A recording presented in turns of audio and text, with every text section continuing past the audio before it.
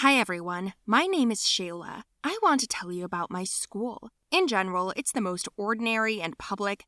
There are both boys and girls. There are the cool kids, the losers. There are the rich and the poor. There are those who get bullied and those who bully. But the latter was all too relevant until something happened that no one expected. I would like to point out that we live in a small city far from the big metropolises. There are almost no notions of modernity, freedom of choice, and all that.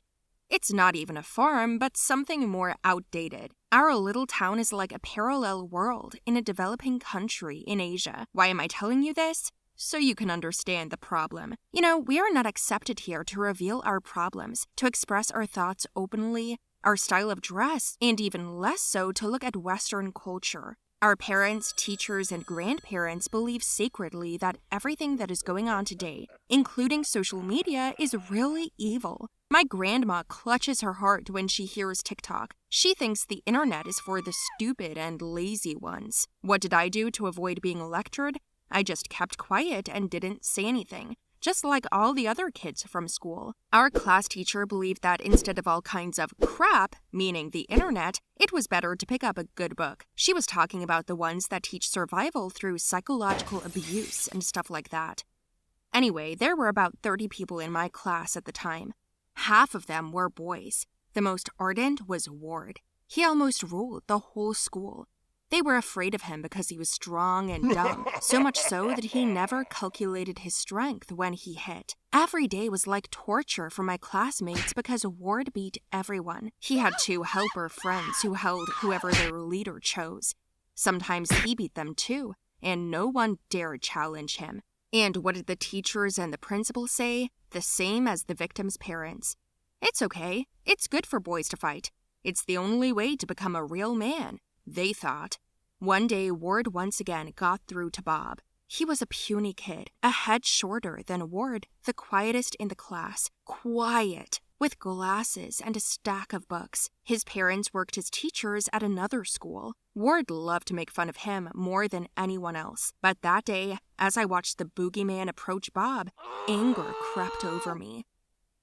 Ward, calm down. Find a victim at least as big as you. Or can't you? What did you say? What did you hear? Get away from Bob. Why do you care so much? You're in love, huh? What the hell do you care? Have you seen yourself in the mirror, making fun of the weak? Aren't you ashamed? No. Oh, if you weren't a girl. What then? Would you hit me? That's all you got? I guess just because you don't hit girls doesn't make you manly. You're a coward, okay? Take that back. No way! Ward freaked out so much that he came up to me and stood way too close. I have to admit, I was scared. I was really scared, and I thought, this is it. This is the end for me. But then Bob came between us. It was funny because if I hadn't looked down, I wouldn't have even noticed him. He was standing so red and brave, fixing his glasses, so bravely sticking up for me, while everyone else was silent and unmoving. Back off, snot lout. No way! Don't touch her! You hear me, asshole? What did you say? Come on, gorilla, hit her! Ward already clenched his fist, and at that moment, a teacher walked by. To class, now! She shouted, and we all went to class. The bully was on edge, and we knew he wasn't going to just let it go. But something happened that day that distracted us. A new guy came to see us. His name was Gus. This boy was so different from us. Bright hair, ear piercings, jeans, and a cool watch. He told the school authorities right away that he wouldn't take anything off and wouldn't change his style of dress. At first, the teachers just looked at him askance, but they kept quiet. I don't know what he told them or who his parents were, but I was jealous of his immunity. That same day after school, Ward dragged Gus out to meet him in the backyard of the school. Everyone came out because it was interesting to see the confident newcomer. Where are you from? Came here temporarily. I'm from out west. What brings you here? Circumstances. Are you the smartest? Are we talking about me now, or are we fighting an intellectual battle? What did you say? Okay, we're just talking. Okay. I laughed with the other guys. Ward didn't know what was going on and got mad. He tried to use his fists right away, but Gus asked what he wanted from him anyway. Don't dress like that. Take off the iron. Be like normal guys. Like you? Yeah, well, we got our own rules here, so go with it. Who says I have to do that? That's the way it is around here. Well, I'm not from around here. Any other questions, or I'm out of here? I don't understand. Are you being rude? I guess you don't get it, but I'm out of here. Ward suddenly shoved Gus, who fell to the ground. A fight ensued. Ward's friends grabbed Gus and held him on both sides, while the bully punched him in the face and stomach. No one helped, and I watched in horror. When it was over, I was the only one who approached the newcomer.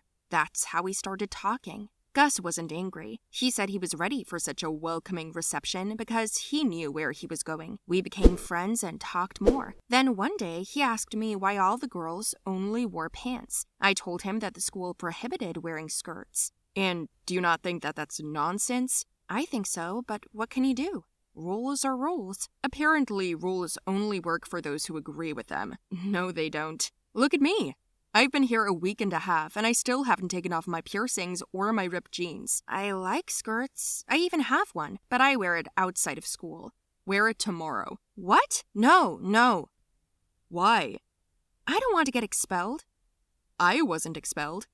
But you're different. Exactly. You're not the system. You're you. His words made me think. I went home and put on a skirt, mustered my resolve, and went to school in it the next day. Already from the doorway, the principal told me to go home and change. I wanted to turn around, but Gus took me under my arm and asked the principal what the problem was. She tried to answer. Then Gus demanded to see the school's bylaws. It didn't say anything about forbidding skirts. And then suddenly, Gus was given a week of unwarranted classroom duty. We understood why. A lot of people in the class were already staring at me for messing with a new kid. Gus and I went to lunch, and as I was carrying my tray of food, Ward ran up behind me and just pulled my skirt down and laughed wildly. I didn't have time to react quickly because I had my hands full, and only then did I pull my skirt up. Then the principal yelled that it was my fault, like I shouldn't have worn a skirt. Ward laughed at me along with everyone else, so I dropped everything and ran to the bathroom to cry. Then someone knocked. It was Gus. I told him I wasn't going out in my skirt anymore. Suddenly, Gus handed me his pants and said, "Give me the skirt." I was surprised, but he actually put it on and walked out with me. The guys started laughing at him, and the principal got hysterical. "Parents to the school! Urgently!" "For what?" "For your behavior! How dare you be so rude to me? If my appearance embarrasses you, that's your problem, not mine. We have the same statutes and know the laws of the land. There's nothing here against the law. You'll be sorry." We went home laughing that day. I didn't want to go back to school. Gus was immediately called to the carpet by the principal. He couldn't do anything to the schoolboy because there were no legal violations. Then the principal came to me and said, "You are expelled." I got hysterical. Gus tried for a long time to challenge the decision, but no one listened. I got up from my seat and started packing. Suddenly, Gus said, "So wait, how do you guys even live here? I mean, you don't have a problem with being taken advantage of? You've been indoctrinated with non-existent rules, silly notions, and you have no choice? That violence is above spiritual values. That the likes of Ward can decide for you what you should and shouldn't do? I feel sorry for you. When I left for this town, I hoped at least there would be some self-respect.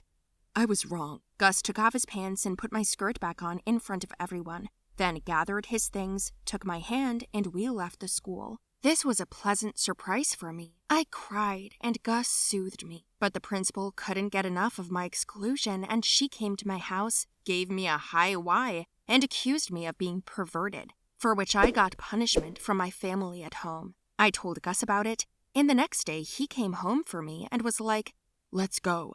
I got to school and I saw Bob there. He was wearing a skirt, along with another classmate and then another and another, all except Ward. My class rebelled against the principal in the name of freedom and the right to choose. Ward tried to drag everyone into a fight, but now they were all fighting back together. The principal called the parents to a meeting, and we recorded a video of the protest and posted it on the internet, including the humiliation of the principal. The video went viral, And then the ministry came to us and told off the management. People took our side on the internet, and there was a whole flash mob. Boys in skirts against the authoritarian system of the principal. We succeeded in getting her fired. We became famous, but most importantly, we changed our and our parents' mindsets. A little rebellion stirred up the whole town. That was nice. Do you agree with what Gus said? Why's that? Tell me, guys, did you like my story? Write your opinion about it in the comments below the video. Don't forget to like it, share it with your friends, and subscribe to the channel.